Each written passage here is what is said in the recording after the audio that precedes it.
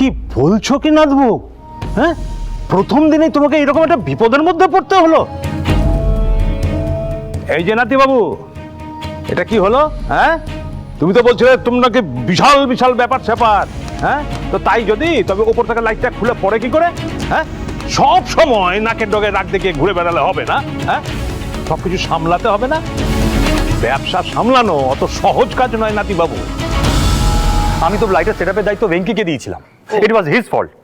এক সেকেন্ড, তখন থেকে দেখছি আপনি শুধু ভেঙ্কির ফল দেখছেন, আর ওইভাবে অতগুলো লোকের সামনে বিশ্রীভাবে অপমানও করলেন ভেঙ্কিকে। একটা কথা বলুন তো, এই স্ক্যান্ডাল লাউঞ্জ বারের মালিকটা কে, আপনি না ভেঙ্কি?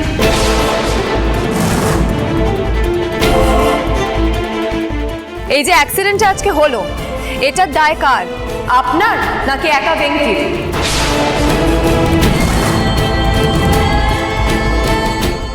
সো মিস্টার ঘোষ, ভুল করে থাকলে সেই ভুলটা স্বীকার করার মতো সৎ সাহসটুকু রাখুন।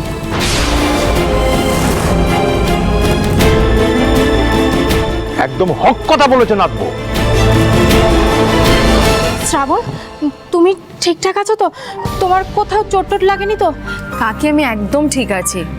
আমার তো ভাবতেই গায়ে কাটা দিচ্ছে। মাথার উপর ছাদ ভেঙে পড়লে কি হতো বলো তো? উফ রানু, হ্যাঁ গো, একটা সিরিয়াস কথার মধ্যে কি উল্টোপাল্টা কথা বলছো বলো দেখি? হচ্ছে তো লাইটের কথা, তুমি ছাদটা শুদ্ধ সবাই একেবারে ভেঙে ফেলে দিলে। ইস, আমি না ভয়ে সব গুলিয়ে ফেলেছি। তোমার মাথা তো সবসময় গুলিয়েই থাকে। ইস, তোমার কোনো বিপদ হয়নি এই রক্ষে? কাকি, কি করে হতো বলো তো? তুমি ওই যাওয়ার সময় দই তারপর হলুদ আমার মাথায় টিকা দিলে না, তোমাকে আশীর্বাদ করলে তো। তোমার আশীর্বাদে দেখো আমি একদম ঠিক আছি, বেঁচে আছি, ভালো আছি। শ্রাবণ, ওকে কিন্তু বেশি তোল্লাই দিও না। এরপর দেখবে কি বলো তো, তুমি ধরো সিঁড়ি দিয়ে উপরে উঠছো বা সিঁড়ি দিয়ে নামছো, হয়তো রান্নাঘরে যাচ্ছো বা ডেয়ারিতে যাচ্ছো কাজে, ও সবসময় তোমার কপালে ওই দই আর হলুদের টিকা দেবে। সব কি যাতে সব বলছো? কি এই যে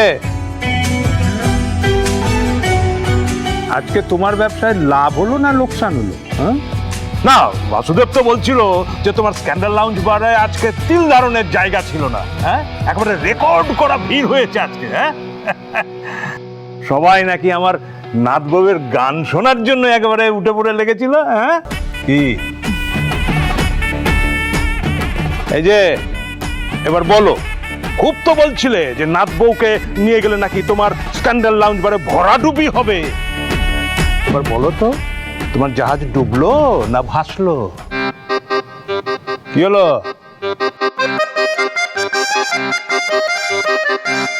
দাদু, আমার প্রশংসা তো কেউ নিজের মুখে করবে না, তাই আমাকে নিজের পিঠটা নিজেই চাপড়াতে হবে।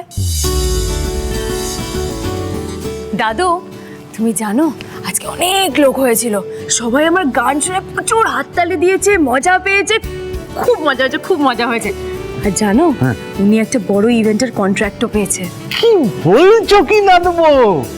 শ্রাবণ, বাবা যখন তোমার এই লাউঞ্জ বারে গান গাইতে যাওয়ার সিদ্ধান্তটা নিলেন, আমি কিন্তু মন থেকে মেনে নিতে পারিনি। কিন্তু ধার দেনায় ডিয়ারির যে অবস্থা, এখন তো শ্রাবণের ওই আমাদের স্ক্যান্ডাল লাউঞ্জ বারে যাওয়া ছাড়া কোনো উপায়ও নেই। কেন? শ্রাবণের স্ক্যান্ডাল লাউঞ্জ বারে যাওয়া ছাড়া কোনো উপায় নেই কেন? টেল মি ওয়ান থিং, এতদিন কি শ্রাবণের জন্য আমার স্ক্যান্ডাল লাউঞ্জ বার চলেছে? আমি সামলেছি, আমি বিজনেসটা দাঁড় করিয়েছি। আজকে আমার হার্ডওয়ার্কের জন্য স্ক্যান্ডাল এই জায়গায় রয়েছে, আমার স্ট্র্যাটেজির জন্য। হ্যাঁ, শ্রাবণ ওখানে খুব ভালো পারফর্ম করেছে, তার জন্য স্ক্যান্ডাল লাভ করেছে, স্ক্যান্ডাল অনেক প্রফিট হয়েছে, তার জন্য তোমাকে ক্ল্যাপ দিচ্ছি।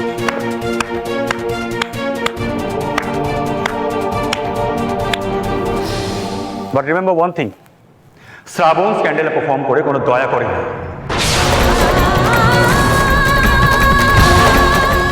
বরং স্ক্যান্ডেল দয়া করেছে শ্রাবণকে ওখানে পারফর্ম করতে দিয়ে।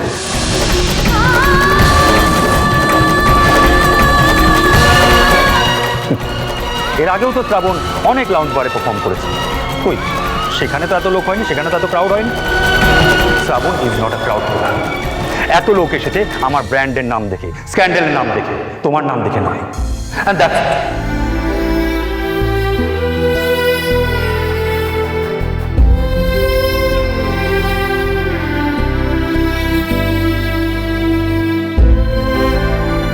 দাঁড়াও নাতি বাবু,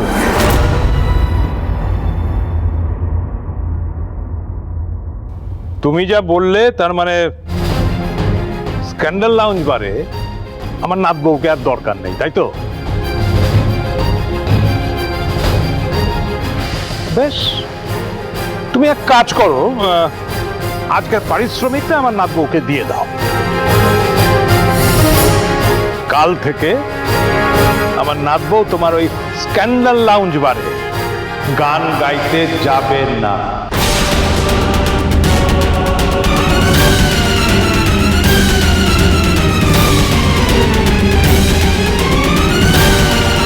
That's it. চলো তো নাচবো, চলো আমরা বরং বড় খোকার কাছে যাই।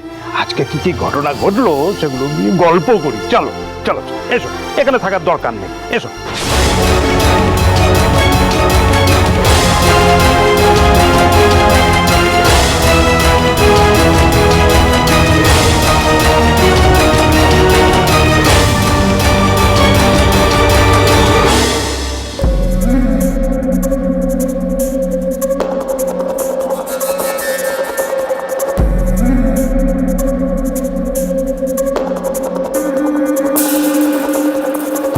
কি দেখছো মৃত্তিকা?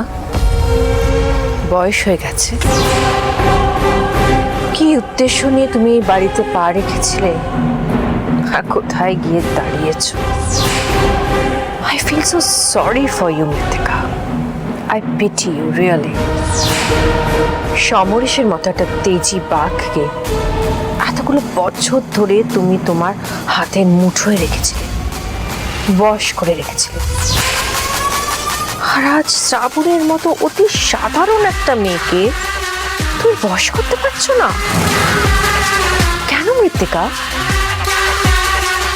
পদে পদে কেন শ্রাবণের কাছে হেরে যাচ্ছ তুমি?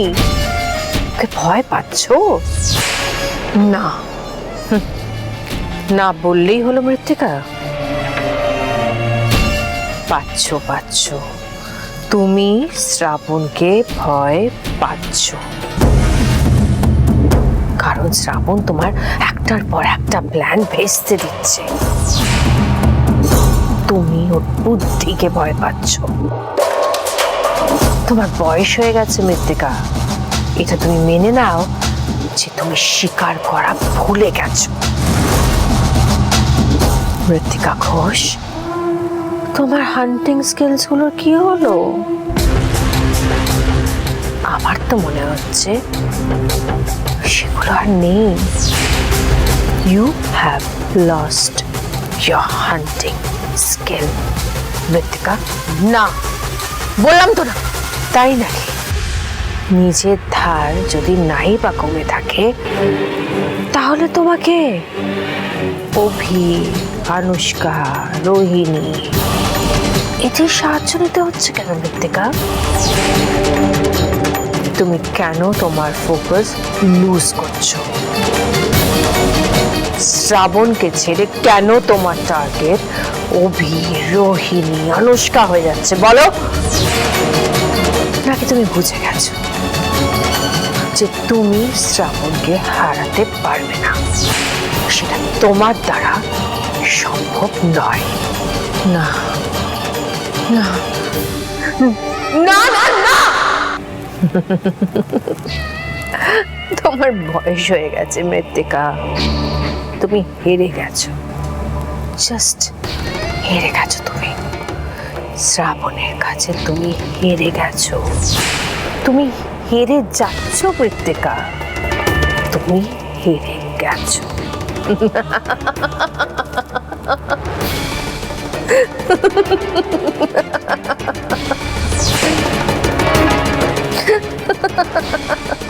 বললাম না, no no no no no no, just stop it, stop it, stop it, get out.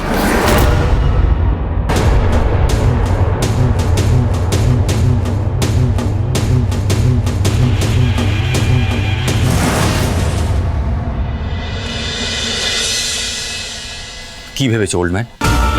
শ্রাবণকে ছাড়া কি আমি স্ক্যান্ডেল চালাতে পারবো না? আমি লুজার? স্ক্যান্ডেলের ইউএসপি ওমকার ঘোষ ছিল, আছে আর থাকবে। শ্রাবণ আর ওর ব্যান্ড মেম্বারদের কাজের জন্য বেগ করতে হবে, রিকোয়েস্ট করতে হবে কাজের জন্য।